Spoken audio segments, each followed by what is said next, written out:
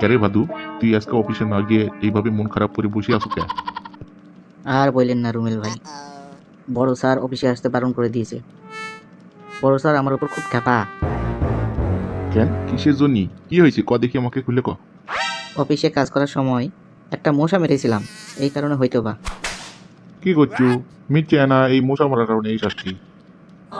ধুরু, বড় স্যারের এই ব্যাপারটা খুব খারাপ লাগলো। ইনি মনে হয় খুব লোক একটা সুবিধার না। আরে ভাইয়া, স্যার কি রেগেছেন কি সাধে? মশাটা যে ওনার গালের উপরে বসেছিল। আরে ভাদু, কি শুনালু তুই ভাই? আসসালামু আলাইকুম sir. Good morning sir. Sir আমাকে আপনি ডেকেছিলেন? হ্যাঁ, কটা বাজে ভাদু সাহেব? আপনি তো পুরোপুরি 1 ঘন্টা লেট করে অফিসে আসলেন, ব্যাপারটা কি? ইয়ে স্যার, আমি সকাল সকালই অফিসে আসছিলাম, কিন্তু সিঁড়িতে ওঠার সময় পা ফসকায় গড়ায় গড়ায় আমি নিচে পড়ে গেছিলাম স্যার। তা 1 ঘন্টা ধরে আপনি গড়ায় গড়ায় নিচে পড়তেছিলেন? আহা, শোনা গো আমার।